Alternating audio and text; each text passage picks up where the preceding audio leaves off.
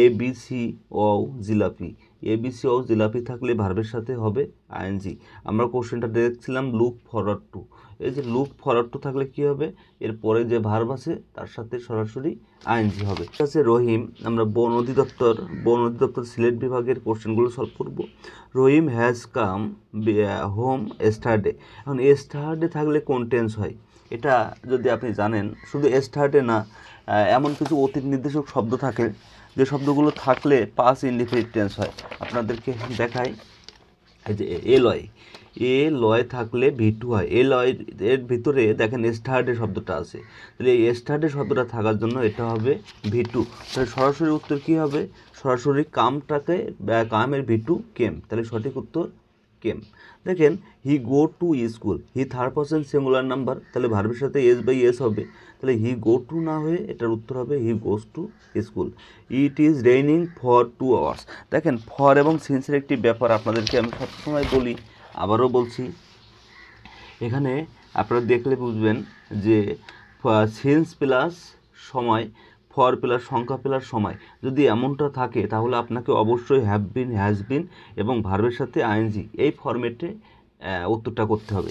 তাহলে এখানে দেখেন আছে ফর আছে, ফর এবং এখানে 2 আওয়ার্স, 2 একটা সংখ্যা আছে দেখেন, তারপরে আওয়ার্স একটা সময় আছে, তাহলে যেহেতু ফরের পরে সংখ্যা আছে আবার সময় আছে, তাহলে অবশ্যই এখানে হ্যাভ বিন অথবা হ্যাজ বিন আর ভার্বের সাথে কি হবে, আইএনজি হবে। তাহলে ইট হ্যাজ বিন। এখন দেখেন এই ইজের ইজটার ভিতরি মূলত বিন, ইট হ্যাজ বিন। আমরা সরাসরি দেখেন নিয়মটা কী ছিল আমাদের, হ্যাজ বিন অথবা হ্যাভ বিন, তাহলে ইটের পরে কী বসে, হ্যাজ বিন, আর এখানে ভার্বের সাথে তো আইএনজি আছে, সরাসরি ভার্বের সাথে আইএনজি আছে। দেখেন my young daughter is looking forward to, এই যে লুক ফরওয়ার্ড টু যেখানে পাবেন এই শব্দটা সেখানে ভার্বের সাথে আইএনজি দিবেন, লুক ফরওয়ার্ড টু যেখানে পাবেন সেখানে ভার্বের সাথে আইএনজি দিবেন। দেখেন তারপরেও আপনাদেরকে একটা টেকনিক দেখিয়ে দিই, কোন শব্দগুলো পাইলে আপনি এর পরবর্তী ভার্বের সাথে সরাসরি আইএনজি দিবেন, এই শব্দগুলো আপনাদেরকে দেখাই।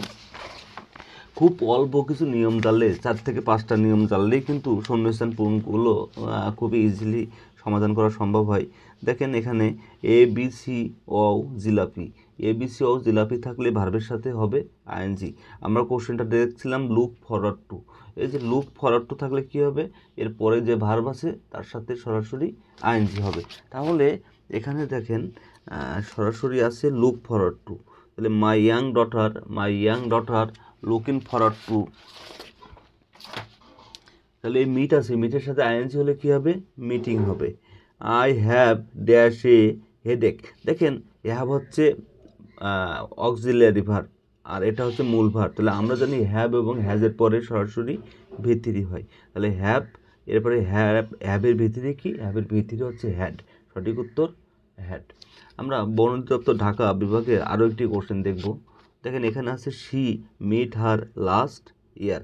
এখন she meet her last year, এখানে লাস্ট শব্দটা আছে, লাস্ট শব্দটা থাকলে কি হয়, লাস্ট শব্দটা থাকলে হয় পাস ইনডিফিনিট টেন্স। এখন আপনাদেরকে আবারও দেখায়, একটু পূর্বে আমি দেখিয়েছিলাম এই যে এ লয়, আমার টেকনিক, এ লয় থাকলে কি হবে, পাস ইনডিফিনিট টেন্স হবে। এখানে লাস্ট শব্দটা আছে, আমি দাগিয়েছিলাম দেখেন লাস্ট এবং এস্টারডে, এই দুইটা শব্দ পরীক্ষাতে সব থেকে বেশি আসে, লাস্ট এবং এস্টারডে থাকার জন্য হবে পাস ইনডিফিনিট অর্থাৎ ভি2 হবে।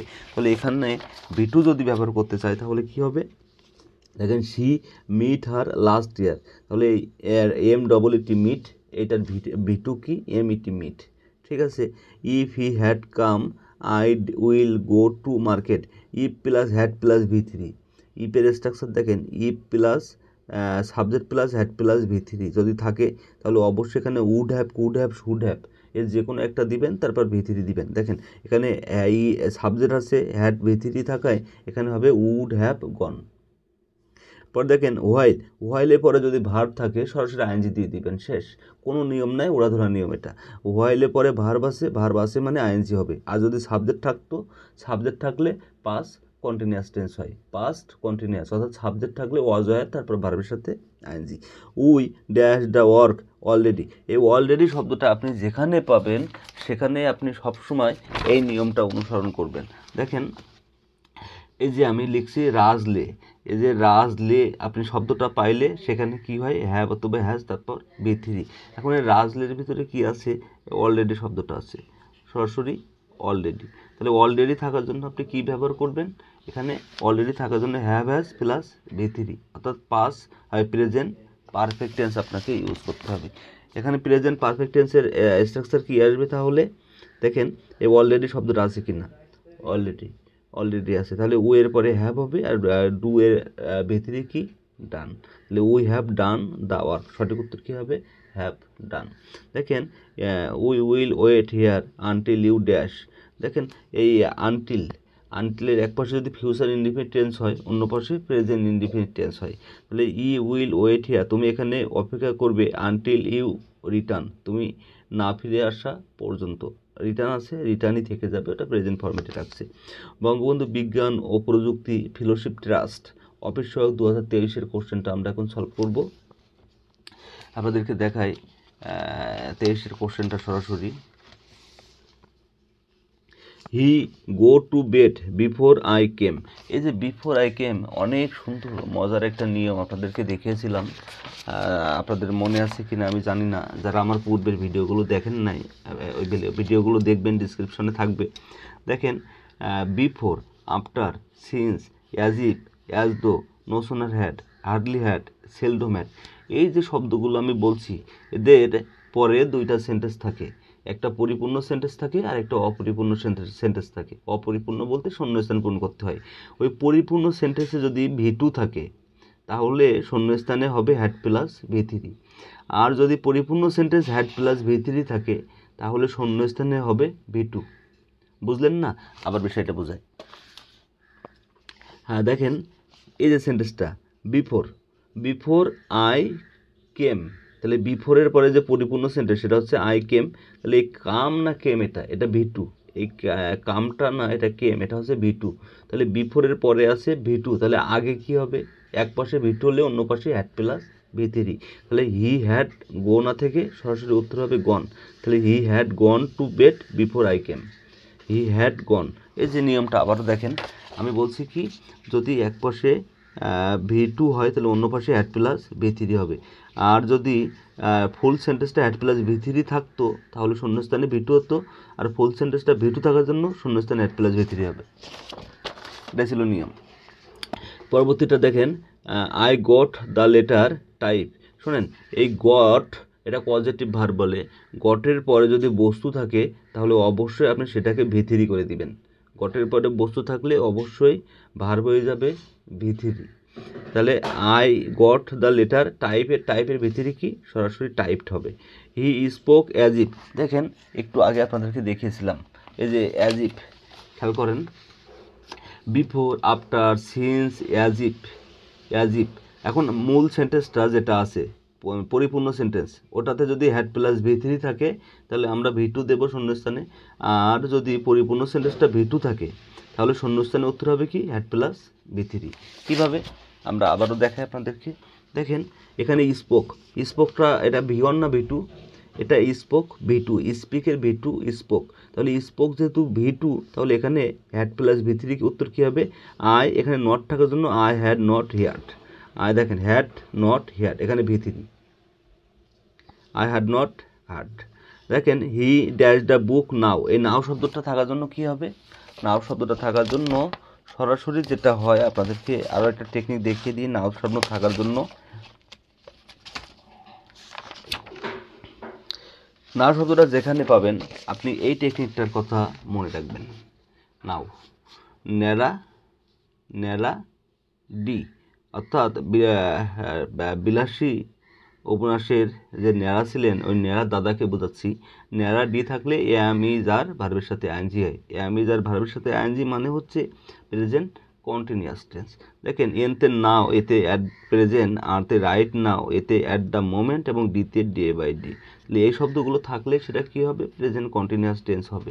এখন আমরা যে সেন্টেন্সটা পেয়েছি এখানে একটু দেখলে বুঝবেন যে হি ড্যাশ এ বুক নাও, এখন রিড আছে, এখানে আবার নাও শব্দটা আছে। দেখেন এই নাও শব্দটা থাকলে কি পড়লাম আমরা, প্রেজেন্ট কন্টিনিউয়াস, অর্থাৎ ভার্বের সাথে আইএনজি হবে, এম ইজ আর, এরপরে ভার্বের সাথে আইএনজি, তাহলে হির পরে ইজ হবে এবং ভার্বের সাথে কী হবে, আইএনজি হবে। দ্য বয় ড্যাশ নট পেলে এস্টারডে। এস্টারডে আমি বলছিলাম আপনাদেরকে যে এলয় থাকলে কি হবে, ভিটু হবে। আমি বলছিলাম লাস্ট এবং স্টার্টে, এই যে দেখেন এলয় থাকলে কি হবে, ভিটু হবে। এখানে লাস্ট থাকতে পারে অথবা স্টার্টে থাকতে পারে। স্টার্টে থাকলে সরাসরি ভিটু হবে। আর পাস্ট ইনডিফিনিট টেন্সের অক্সিলারি ভার্ব কি, যাতে নেগেটিভ করতে হবে। এখানে দেখেন, এখানে নেগেটিভ করতে হবে, নট পেলে তাহলে অবশ্যই নেগেটিভ করতে হবে। আর পাস্ট ইনডিফিনিট টেন্সের অক্সিলারি ভার্ব কি, আমরা তো অক্সিলারি ভার্বের পরে নট, নো বা নট দিব। এখন পাস্ট ইনডিফিনিট টেন্সের অক্সিলারি ভার্বটা কি, ডিড। আর প্রেজেন্ট ইনডিফিনিট টেন্সের অক্সিলারি ভার্বটা কি, ডু অথবা ডাস। যেহেতু পাস্ট ইনডিফিনিট টেন্সের অক্সিলারি ভার্ব ডিড, তাহলে the boy did not play study. উত্তর কী হবে দেখেন, ডিড নট প্লে। আমরা আরও একটি কোশ্চেন সলভ করব। জাতীয় গ্রন্থ কেন্দ্র সংস্কৃতি বিষয়ক মন্ত্রণালয় অফিস সহকারী কম্পিউটার মুদ্রাক্ষরিক 2023-এর কোশ্চেনটি সলভ করব। দেখেন, I have seen him long since. দেখেন, I have seen him long since, এই লং শব্দটা থাকলে, লং সিন্স অর্থাৎ এটা অতীত নির্দেশক শব্দ। লং সিন্স থাকলে আপনি পাস্ট পারফেক্ট দিবেন, অর্থাৎ লং বলতে পাস্ট পারফেক্ট না, লং বলতে আপনার অতীত নির্দেশক শব্দ বোঝাচ্ছে এখানে লং সিন্স। তাহলে এই লং সিন্স থাকার জন্য আপনি কী দিবেন, এখানে হ্যাভ না হয়ে সরাসরি হ্যাড দিবেন। লং সিন্স শব্দটা পাইলে হ্যাভ সিন আছে অর্থাৎ প্রেজেন্ট পারফেক্ট আছে, ওটাকে আপনি পাস্ট পারফেক্ট করে দিবেন। ওয়ার্ক হার্ড, লিস্ট, এই লিস্ট শব্দটা থাকলে এরপরে should plus subject plus should plus V1। Lest, এই লিস্ট শব্দটা যেখানে পাবেন এরপরে আপনি সাবজেক্ট থাকবে, সাবজেক্টের পরে শুড দিবেন, তারপর V1। তাহলে উইলটাকে জাস্ট আপনি মডিফাই করে যদি শুড করে দেন সঠিক উত্তর হয়ে যাবে। Did he not at. দেখেন, এই যে ডিড, ডু, ডাজ এবং ডিড, বলছি ডু, ডাজ এবং ডিড, এদের পরে যে ভার্ব আসে সেটা সবসময় V1 বসে। তাহলে ডিড হি নট কী হবে, এখানে এট না হয়ে সরাসরি হবে ইট, এট না হয়ে ইট হবে। এই এটের V1 কি, ইট, ইট অ্যাট ইটেন, এটা হচ্ছে মূল format. She studied hard so that. দেখেন, এই সো দ্যাটের এখানে এই পাঁচটায় যদি V2 থাকে তাহলে এখানে আপনার ক্যান, কুড, মে, মাইট, এর ভিতরে কুড আর মাইট দুইটার একটা দিবেন, বা উড বা শুড। এখন দেখেন, এই যে সো দ্যাট আছে, সো দ্যাটের এখানে কি আছে, V2, তাহলে এখানে মেটা হয়ে যাবে মাইট। আর যদি সো দ্যাটের আগে এখানে স্টাডি অর্থাৎ V2 থাকতো, এই স্টাডিটা V1 ফরম্যাটে থাকতো, তাহলে এখানে মে থাকতো। বাট এটা যেহেতু স্টাডিটা V2 ফরম্যাটে, তাই এখানে মাইট হবে। If you had not help me, যদি তুমি আমাকে সাহায্য না করতে। দেখেন, ইফ আছে, তারপরে হ্যাড প্লাস V3, ইফের পরে সাবজেক্টের পরে হ্যাড প্লাস V3 থাকলে would have, could have, should have, might have, এর যে কোনো একটা প্লাস V3। তাহলে আই উড হ্যাভ ফেইল আছে, এর V3 কি, failed, I would have fail. অর্থাৎ if plus subject plus V3 যদি থাকে, তাহলে subject plus had plus V3, অর্থাৎ ইফের পরে যদি পাস্ট পারফেক্ট টেন্স থাকে, তাহলে অন্য পাশে কী হবে, would have, could have, should have, might হ্যাভের যে কোনো একটা প্লাস V3 প্লাস অবজেক্ট। তাহলে নিয়মটা, আপনারা এই নিয়মটা জানলে ইফের স্ট্রাকচারটা পড়ে নেবেন, কন্ডিশনাল সেন্টেন্স, তাহলে আপনি অবশ্যই পারবেন। দেখেন, if I were a but, আবারও দেখেন ইফ দিয়ে কোশ্চেন হচ্ছে, বাংলাদেশ শিপিং কর্পোরেশন চট্টগ্রামের। If I were a bird, দেখেন ইফ আছে, আয় আছে, আয়ের পরে ওয়ার বলতে এটা পাস ইনডিফিনিট টেন্স, এরপরে বার্ড আছে, দেখেন পাখি, এটা নাউন। তাহলে if I were a bird, যদি আমি একটি পাখি হইতাম, তাহলে তাহলে if subject plus would plus ধরেন সাবজেক্টের পরে ইফের পরে সাবজেক্ট আছে এবং V2 আছে, তাহলে অন্য পাশে উড, কুড, শুড, মাইটের যে কোনো একটা হবে, তারপর V1 হবে। এই নিয়মটাকে আপনাকে অনুসরণ করতে হবে। তাহলে এখানে কি আছে, ইফ আছে, সাবজেক্ট আছে, এখানে ওয়ার আছে, ওয়ার থাকার জন্য এখানে আপনি উড, কুড, শুড, মাইট এর যে কোনো একটা দিলে উত্তর হয়ে যাবে। তাহলে দেখেন, এখানে ফ্লাই ছিল, এখানে জাস্ট একটা উড ফ্লাই দিয়ে দিয়েছি, উড ফ্লাই, সঠিক উত্তর উড ফ্লাই। দেখেন, আই উইশ শব্দটা যেখানে পাবেন, আই উইশ শব্দটা আপনি যেখানে পাবেন, এরপরে সাবজেক্ট থাকবে, সাবজেক্টের সরাসরি ওয়ার দিয়ে দিবেন। আই উইশ, যদি সাবজেক্টটা বিভার থাকে তাহলে বিভার থাকলে ওয়ার দিবেন, আর মূল ভার থাকলে V2 দিবেন। এখানে নো আছে তাই V2 দিবেন। আর সাবজেক্টের পরে আমি আবারও বলছি, যদি বিভার বলে দেয় তাহলে ওয়ার দিবেন, আর এখানে সরাসরি ভার্ব আছে বলে V2 দিবেন। ইফ আই ড্যাশ ট্রাই, দেখেন আই মাইট হ্যাভ সাকসিড, অর্থাৎ মাইট হ্যাভ সাকসিড বলতে এখানে কি বোঝায়, আমি বলছিলাম যে would, could, should, might have plus V3 যদি থাকে, তাহলে ইফের পরে হ্যাড প্লাস V3, অর্থাৎ ইফের পরে পাস্ট পারফেক্ট টেন্স থাকলে এ স্ট্রাকচারে আসে, ইফের পরে পাস্ট পারফেক্ট হলে এ স্ট্রাকচার। তাহলে if I had tried, tried হবে।